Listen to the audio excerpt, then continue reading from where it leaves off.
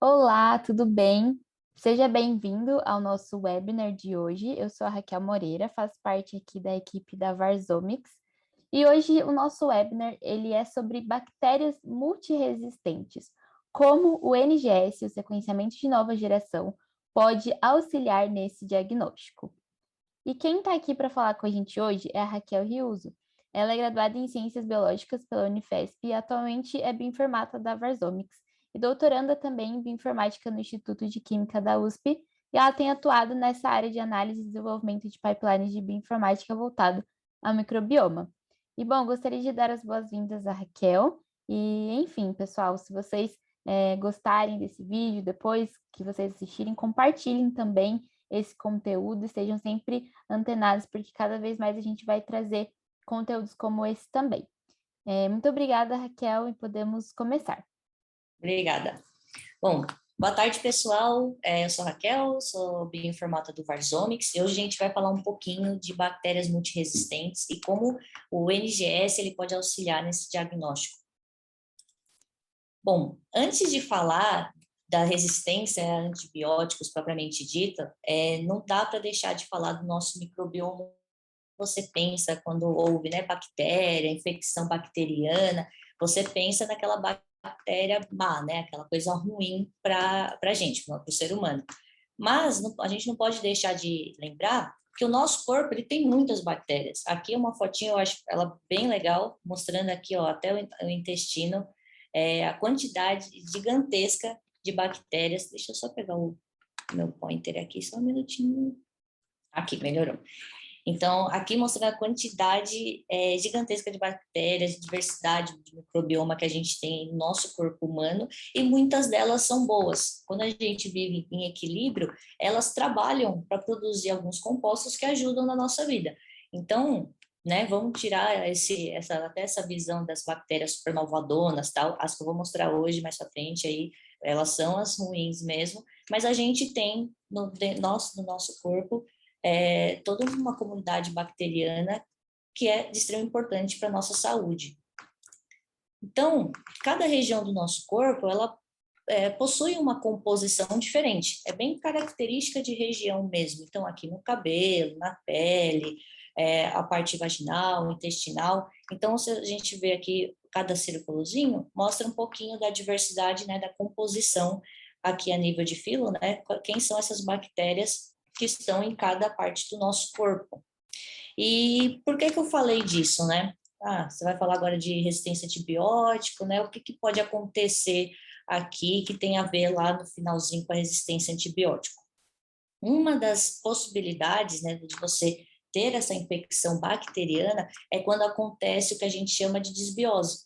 Então, a gente tem um microbioma natural, microbioma normal do nosso corpo, e por algum motivo, né, essa infecção ela pode ser externa, ou você pode se alimentar de uma maneira diferente, tomar um antibiótico, isso pode ocasionar um distúrbio, né, nessa composição, e essa composição ela muda. E olha só o que acontece aqui, nessas duas pizzazinhas aqui. Nesse caso aqui, é a composição de um paciente, né, um exemplo de composição de microbioma, de uma amostra que é H. pylori negativo. Nesse caso aqui, mostrando a composição do microbioma de uma amostra H. pylori positivo. Então, olha só como muda. O H. pylori, ele toma praticamente tudo dentro lá do seu intestino. E aí, ocasionando, né, gerando esse distúrbio e acaba passando por uma infecção bacteriana. Então, esses distúrbios, né, essa desbiose que a gente chama no nosso microbioma normal, pode ocasionar essas infecções bacterianas. E também, coloquei aqui uma fotinho de contato, né, não necessariamente por partículas, quando você fala, respirando, enfim, dependendo do tipo de infecção bacteriana, você também acaba se contaminando com as bactérias aí que estão aos nossos arredores, né? Então, alguns exemplos aí de infecção famosas, né? A infecção urinária, gonorreia por contato sexual também, a tuberculose, leptospirose com contato da urina do rato. Então, aqui são alguns tipos de infecções bacterianas. Bom, vamos entrar agora um pouquinho nos antibióticos, né? O que é esse antibiótico? Lembrando um pouquinho lá do histórico, do primeiro antibiótico, lá em 1928, como ele foi descoberto. É até uma história engraçada. Ele foi descoberto um pouco por acaso, né? Então, o Alexander Fleming, ele fazia seus cultivos, ele deixou lá bonitinho uma placa de crescimento de bactéria da espécie aqui, Staphylococcus aureus. Não sei o que aconteceu, né? Mas dizem que ele esqueceu. E no outro dia essa placa contaminou com um funguinho aqui. E aí ele ia jogar fora a placa, tal, mas ele observou melhor, e o que ele observou? Próximo aqui desse fungo, as bactérias não cresciam. Então, opa, ele pode estar produzindo, né, alguma substância que inibe, que tem essa ação anti a bactéria, a Staphylococcus aureus. Então, foi aí que surgiu esse clique, e foi o primeiro antibiótico aí registrado pelo Alexander Fleming em 1928, foi a penicilina.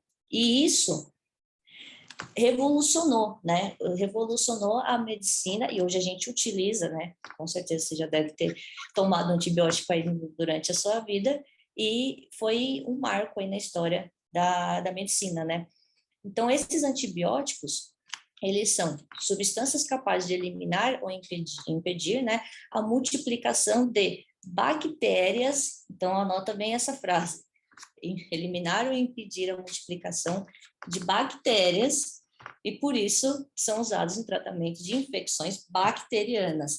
Parece uma coisa meio óbvia, mas vocês vão ver mais para frente o problema que isso está causando hoje, né? Segura um pouquinho, que daqui a pouco a gente vai falar disso.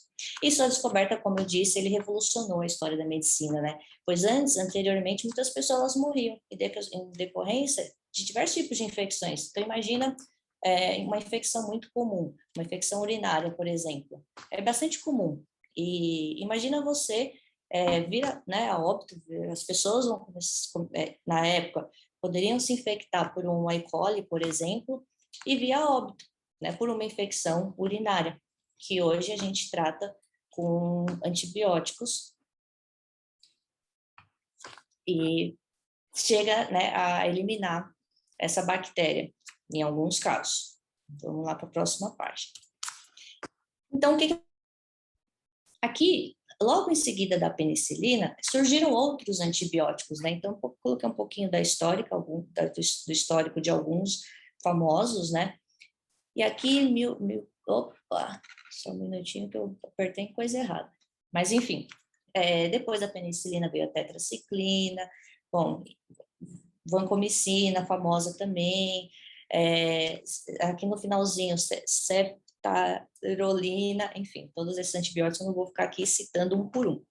Mas o que é interessante aqui nesse slide, por que a gente não parou na penicilina, por exemplo, né? O que será que aconteceu e a gente só ficasse com essa penicilina, só com esse antibiótico, e resolveria esse problema?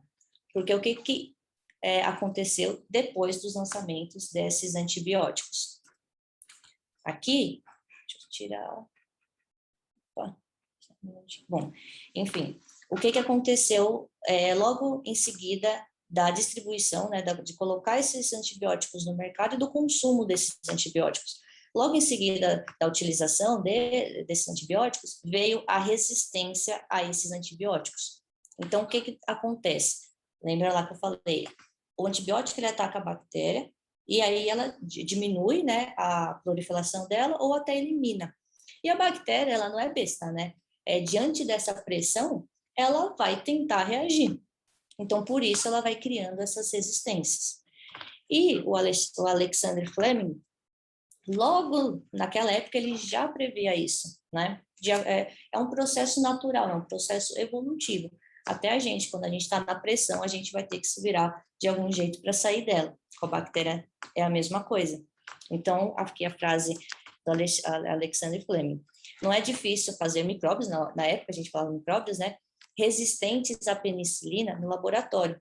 expondo a concentrações não suficientes para matá-la. Então, se a gente só cutucar a bactéria, ela vai ficar mais resistente. Então, você tem que colocar uma concentração excelente, né, uma concentração acima para poder matar a bactéria, porque se você expor ela a concentrações mais baixas, ela pode adquirir essa resistência.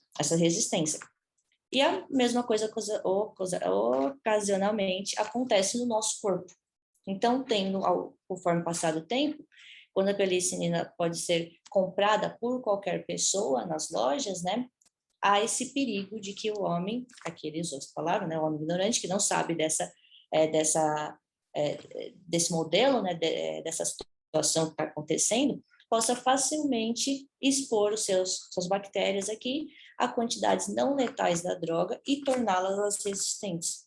Então, a dosagem, o motivo, saber utilizar o antibiótico é extremamente importante, porque o que está acontecendo hoje, essa resistência a antibióticos é de se chocar. Então, a frase que eu gosto muito também, não é minha, a própria Alexander Fleming que falou, sugerido remédio para o resfriado comum, um bom gole de uísque na hora de dormir. Não é científico, mas pode ajudar. Assim, brincadeiras à parte, claro. O que ele quis dizer aqui? Lembra lá que eu falei?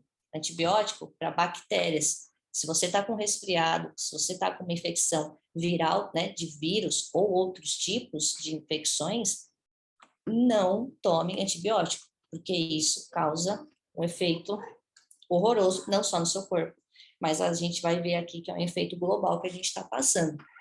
Então, é melhor até tomar um uísque na hora de dormir, que é melhor do que você tomar esse antibiótico.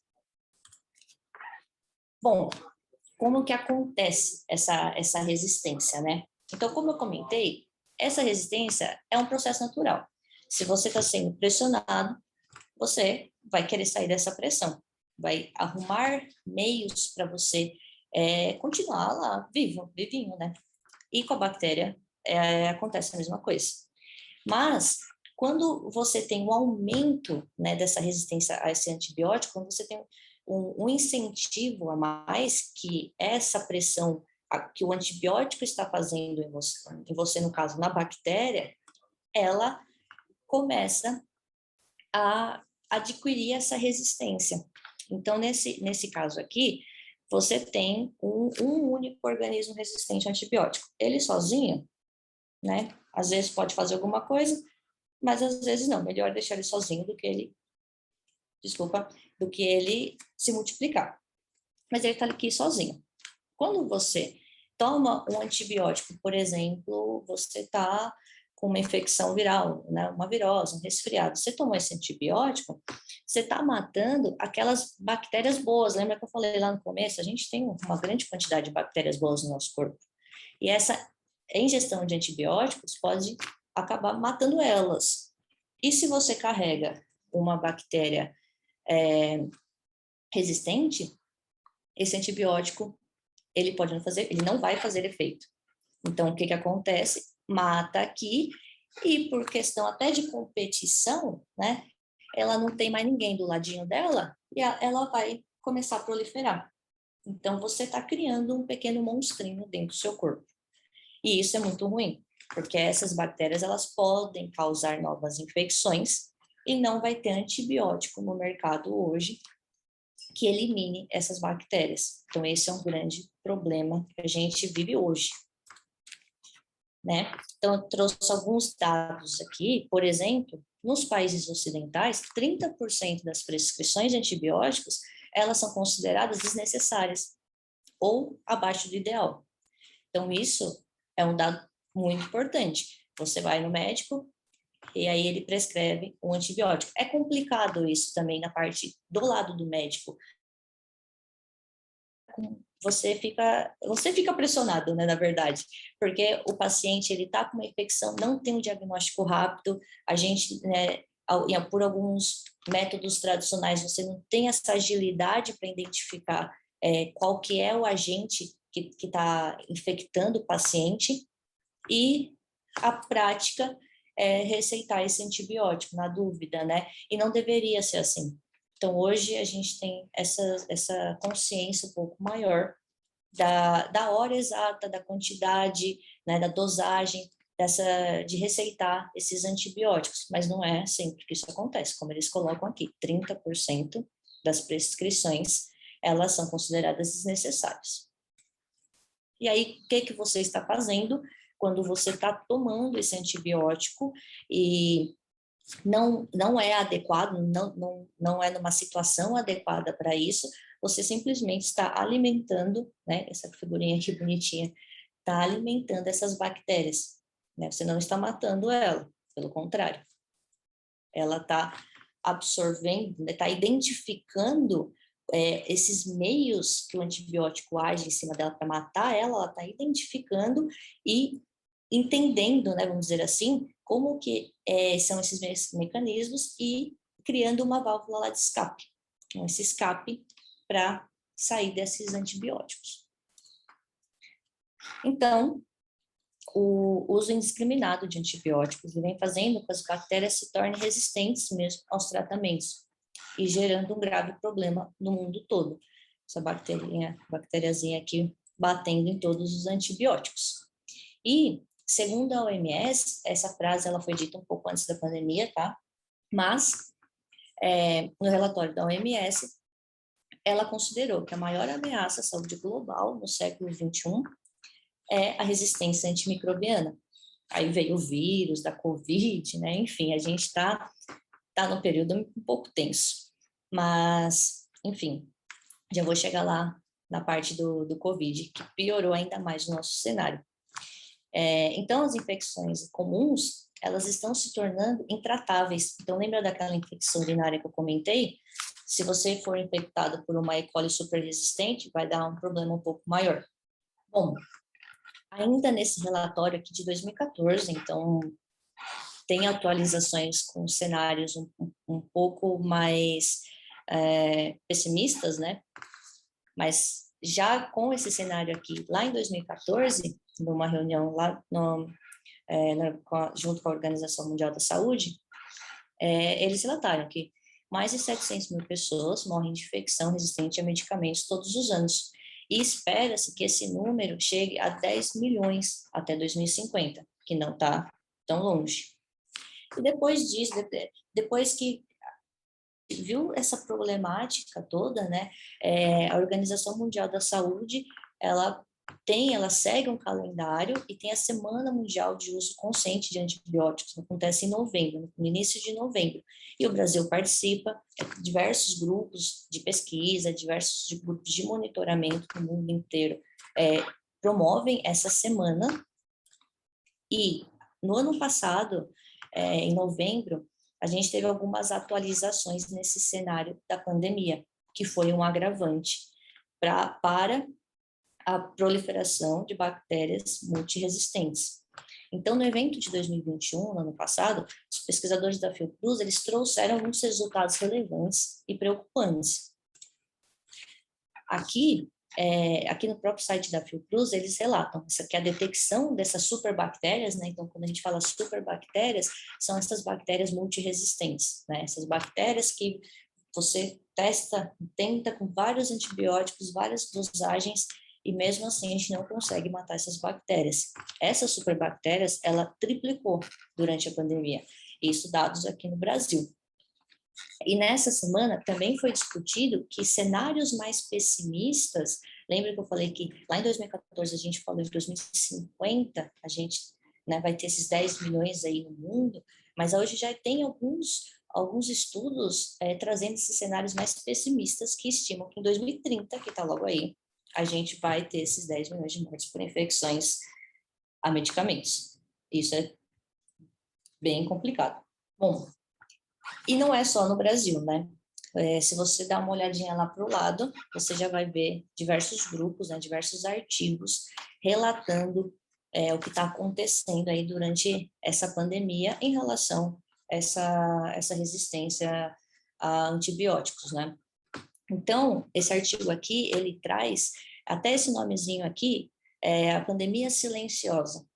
Então, a gente tá vivendo, está passando por essa pandemia de Covid-19, E isso, ele agravou mais esse cenário, porque os usos de antibióticos para tratamento de infecções virais, eles aumentaram. Então, lembra lá daquela figurinha que eu mostrei, que você está tentando matar um vírus com antibiótico, por exemplo, você acaba matando a nossa microbiota que nos protege, a nossa microbiota boa.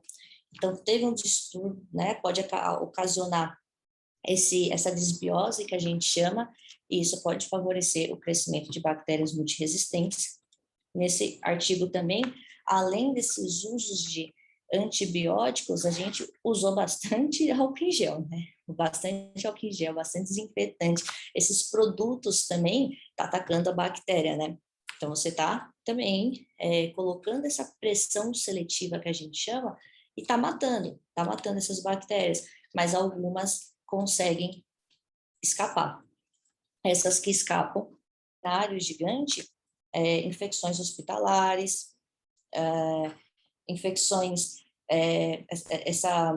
essa pressão, né, ocasionada por esses detergentes, esses álcools, todos esses produtos, mais os antibióticos que a gente tomava, né, piorou ainda mais esse cenário. Então, o que aconteceu aqui durante a pandemia foi um pouco complicado. A gente pensa que está longe de acontecer, mas a gente está vivendo isso mesmo, agora. Então, por exemplo, o que aconteceu aqui, que é bem interessante. Aqui, ó, indo da direita para a esquerda, nesse mesmo artigo que eu falei no slide passado, a gente tinha, aqui em 2015, esse tantinho aqui de mortalidade, né, de mortes, por infecções aqui, por exemplo, pneumonia, aqui em azulzinho. 2016 manteve, 17 também, 18 também, 19 também. Aí chegou o Covid. O Covid é esse cara aqui, o verde água, essa barrinha aqui. Então, aumentou bastante, né? Chegou aqui e a gente já viu tudo isso que aconteceu, uma mortalidade muito grande, mas olha o que elevou também. Olha como comparado à barrinha dos últimos anos, aqui em 2020. Então, isso tudo, junto com a Covid-19, que provoca essa tal pandemia silenciosa, né, esse aumento de casos de bactérias multiresistentes e essas bactérias levando a óbito. Tá? E aqui, completando o outro gráfico, agora falando dessa parte, a parte A, né, desse artigo, o que ele mostra? Ele coloca uma projeção lá para 2050. Então, olha como é que está aqui. Em 2014, é a parte azul.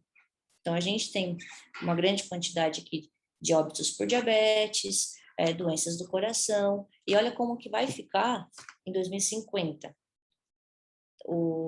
Mortes por infecções bacterianas, né, multiresistentes, ela vai aumentar de um jeito absurdo, e vai ser a primeira aí em todas as outras, diante de todas as outras doenças que mais matam no mundo. Então, esse é o cenário, esse artigo é de 2020, bem atual, e é um cenário muito preocupante.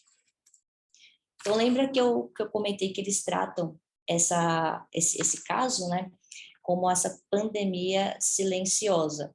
Mas aí tem outros autores, eu achei bem legal, o que o Mark Mendelson, né, ele escreveu, e nesse ponto aqui é uma opinião dele mesmo, né, não é um artigo, mas é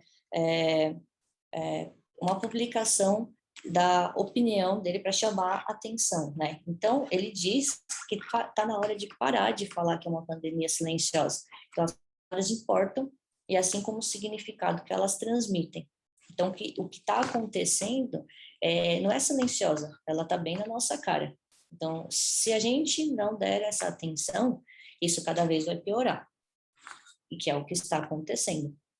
Então, de acordo com esse banco de dados clínico, né, tem uma quantidade excessiva do uso indevido de antibióticos, e 61% das pessoas internadas em hospitais recebem um ou mais antibióticos. Bom, então, voltando lá para um dos primeiros slides, o que aconteceria lá para 1920 e pouco, não me lembro, do achado da penicilina, né?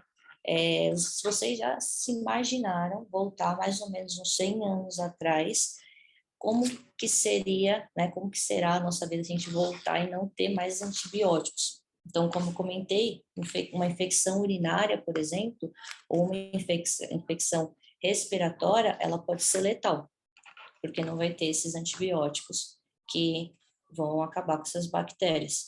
E aqui a gente já tem esses grupos chaves, né, esses grupos prioritários, que a OMS já declarou que a gente tem que tomar uma atenção maior, porque eles já estão super multiresistentes, resistindo a tudo quanto é tipo de antibiótico, e as principais aqui, nesse caso, a gente chama até de grupo escape, né, que é a Escherichia coli, a Staphylococcus, principalmente aqui a aureus, Klebsiella pneumoniae, a Cinetobacter baumannii, a Pseudomonas aeruginosa e Enterococcus, né, tanto a fecalis quanto o faecium. Esses grupos, eles já têm uma atenção gigantesca, e hoje, além desses grupos, ainda tem outras, né? Entrou aqui na lista a Haemophilus influenza, a Shigella, a Salmonella, a Campylobacter, Helicobacter. Então, vocês estão percebendo que cada vez que passa, né, essa lista vai aumentando. E isso é bem complicado. Tá. E diante desse cenário, como que o NGS ele atua, né? Como que o NGS ele pode nos ajudar na identificação, por exemplo, né, no diagnóstico mais rápido e preciso desses patógenos? Então, segundo o EUCAT, que é um comitê europeu de testagem a antibióticos, eles relataram, né, eles colocaram aqui uma política ideal. Então, no cenário ideal, a gente precisa de 4 coisas. Uma análise rápida, né, do ponto atendimento, a identificação do agente, a descoberta de um antibiótico eficiente e a determinação da dosagem funcional. Então, lembra, se a gente colocar uma dosagem abaixo, você pode só estar alimentando essa bactéria e não eliminando-a propriamente dita, né? Então, é muito importante também a determinação da dosagem, e é muito difícil você chegar nessa dose perfeita, né? O NGS, ele consegue atuar efetivamente, né, o primeiro ponto, na verdade, nesses 2 primeiros tópicos. Uma análise rápida, se a gente falar aqui de metagenômica, por exemplo, sem depender do cultivo, eu vou falar isso um pouquinho mais para frente, e a identificação do agente etiológico, certo? A descoberta de um antibiótico eficiente e uma determinação na dosagem funcional também são vamos dizer assim, auxílios posteriores, né, de acordo com os nossos dados e conversando com os clínicos, né, ele vai auxiliar os clínicos para esses 2 últimos pontos também.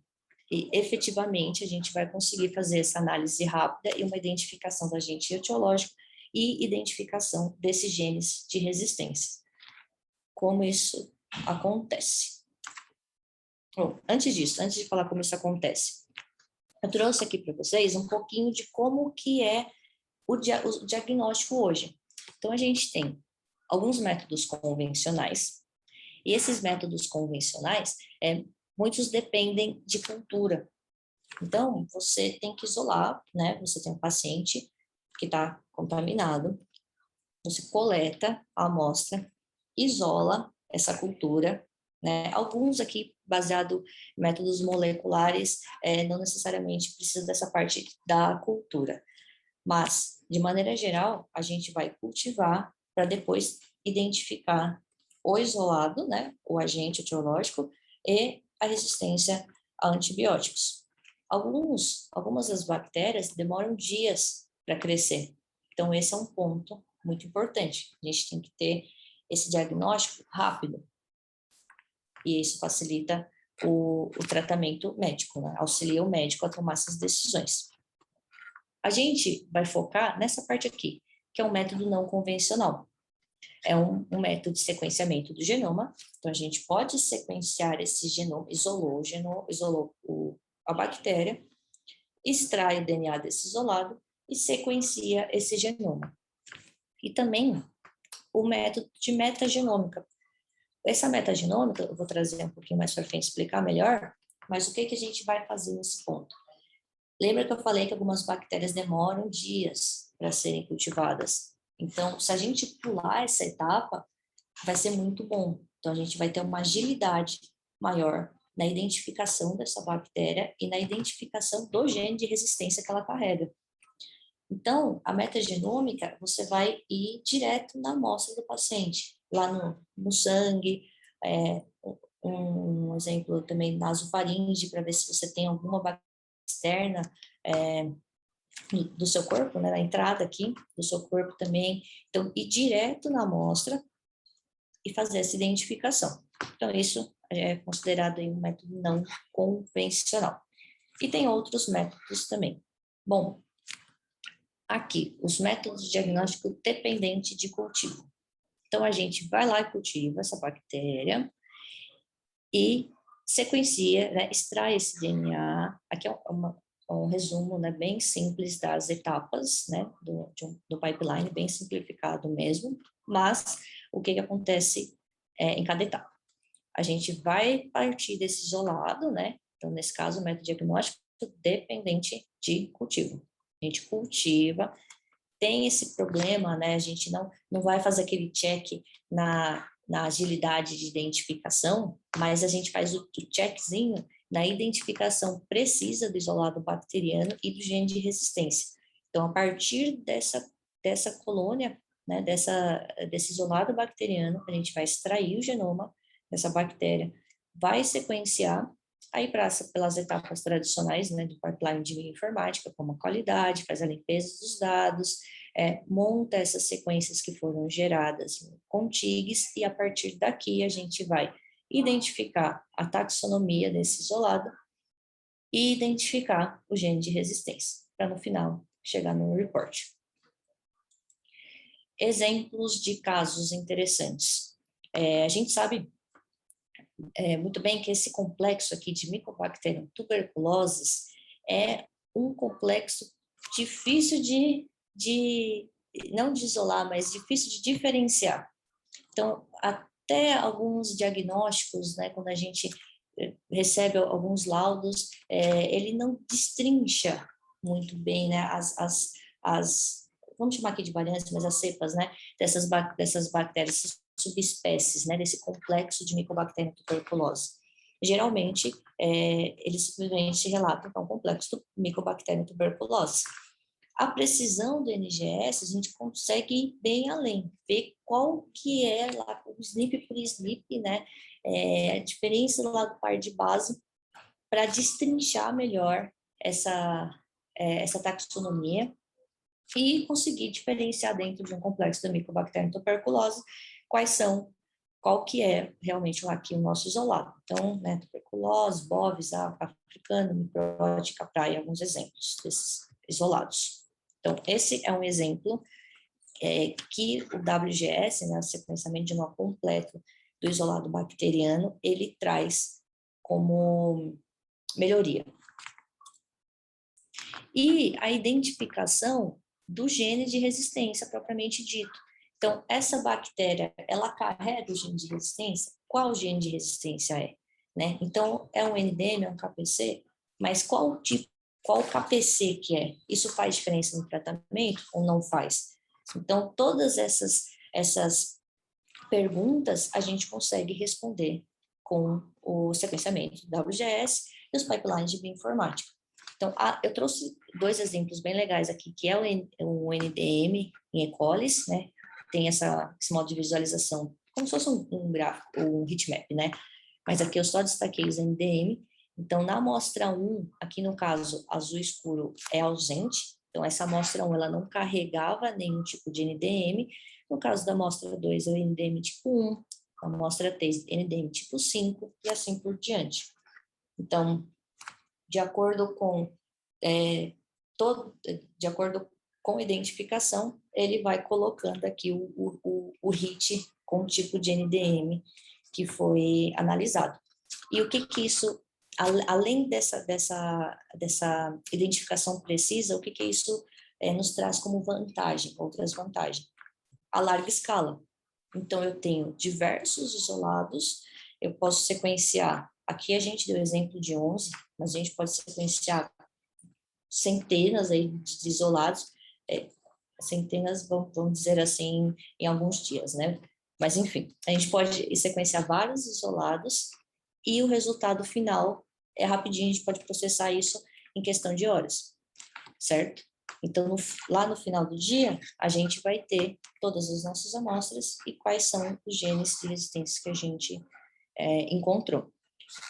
Eu destaquei o NDM, mas a gente consegue ter acesso a outros genes também, se esses isolados eles possuírem, né? Se eles carregarem esse tipo de gene. Mais para frente eu vou mostrar um pouco para vocês. E aqui um outro exemplo, no caso da Klebsiella pneumoniae, também a gente consegue identificar aqui qual tipo de KPC. Um KPC2, é uma 30, uma 3, isso também em larga escala, certo? E o mais legal, a parte dos métodos diagnósticos independentes de cultura. Então, aqui a gente já pega aqueles dá o tiquezinho nos dois tópicos, né? Agilidade e precisão na hora da entrega dos resultados. Agilidade por quê? A gente pula essa etapa de cultivo. E isso, na clínica, na hora, isso é extremamente importante, né? Então, esperar a cultura bacteriana crescer, às vezes pode custar a vida de um paciente. Então, a gente já ir direto na amostra, aqui eu coloquei, né, o exemplo, no outro slide eu tinha colocado a cultura, nesse caso aqui, a gente parte de uma amostra. Então, a gente parte dessa amostra, extrai o DNA dessa amostra, sequencia, passa por aquelas etapas, né, de qualidade, limpeza da sequência, a etapa básica, né, dos pipelines de bioinformática, a montagem, e aqui tem uma etapa adicional de tentar recuperar os genomas. Então, a gente tem uma Pseudomonas multiresistente, se ela tiver uma abundância alta nessa amostra, a gente consegue recuperar genomas quase inteiros desses agentes etiológicos, né? E depois dessa recuperação, depois que a gente separar essas sequências, né, em caixinhas, vamos dizer assim, a gente consegue identificar qual que é o agente, identificar também o gene de resistência. E aqui a gente tem o nosso report. Então, isso quando a gente conseguir colocar isso em prática mesmo, a gente vai diminuir em questão, né, de tempo, de laudo, né, algumas bactérias que demoram dias para crescer, isso vai ser excelente do ponto de vista clínico, né? Então, aqui, identificação precisa, isolados bacterianos de resistência e aquela agilidade lá que eu comentei no outro slide. Então, nesse caso aqui, é um exemplo de um projeto nosso, né? Depois eu vou falar um pouquinho dele, mas a gente coletou amostras suave nasofaríngea de pacientes que foram infectados pelo SARS-CoV-2, né? Que tiveram COVID. Alguns deles tomaram antibióticos, outros não. E um caso de um grupo, né, de uma amostra, na verdade, que tomou esse antibiótico, o que a gente encontrou? A partir dessa amostra, a gente fez essa extração do DNA diretamente da amostra, né, a metagenômica, e encontrou uma abundância gigantesca, assim, do ponto de vista comparado com um paciente normal, vamos dizer assim, né? E uma quantidade enormes de sequências de pseudomonas. A gente conseguiu recuperar esse genoma aí da Pseudomonas aeruginosus, né? Claro, aqui é só um exemplo da imagem, teve várias outras etapas que a gente passou, verificou, etapa de qualidade, outros de alinhamento, enfim. Mas a gente encontrou a Pseudomonas aeruginosa, e quando a gente investigou os genes de resistência, a gente encontrou esse grupinho aqui de genes, né? O PRM, MEX-A, CPXR, né? E nós sabemos que esse grupinho aqui de genes, eles proporcionam uma resistência, né? Através essas bombas de fluxo. Então, tudo que entra lá de antibiótico, eles conseguem tirar, né, com essas bombinhas de fluxo, tornando a bactéria multiresistente. Então, esse asterisco aqui é a quantidade de antibióticos que essa bactéria ela resiste, né? Então, é uma lista bem grande aqui em termos de... Então, isso daqui a gente conseguiu através de amostras de nasofaringe lá dentro do nosso projeto, né? Aí, o nosso projeto aqui, esse aqui, né, que é o SARS-Omics, que busca mapear, né, a gente chama de Atlas Multiômico da Covid-19 brasileira, onde a gente sequencia a mesma amostra com várias abordagens, fazendo metagenômica, microbioma, o viroma, genotipagem de SARS-CoV, enfim, olhar por vários focos numa mesma amostra e procurar as possíveis correlações aí mais para frente. Então, nesse caso, através da metagenômica, a gente conseguiu tirar, né, conseguiu separar esse genoma dessas pseudomonas, conseguiu identificar esse gene de resistências, e depois, quando a gente foi ver, o paciente estava mesmo utilizando antibiótico, e não sei, vamos ver mais para frente no futuro, se isso tem algum impacto ou não, né, no final do dia, se essa utilização de antibióticos com baixas dosagens ou de maneiras errôneas, né, estão impactando no surgimento aí dessas bactérias multiresistentes. Bom, e como considerações finais, né, há uma necessidade aí que não, né, a gente ainda não tem no mercado esses diagnósticos rápidos, é complexo, é bem complexo, até você validar esses exames de metagenômica para detecção de gene de resistência, utilizar somente esse exame, ainda a gente está nesse comecinho, aí nesses testes, como eu comentei, esse caso aqui, ele fez parte de um projeto, né, o nosso projeto do SARS-Omics. Então, é complicado, mas a gente vê resultados aí promissores, né? Esse pular a etapa de cultivo, no final do dia, pode influenciar aí até salvar a vida de algum paciente.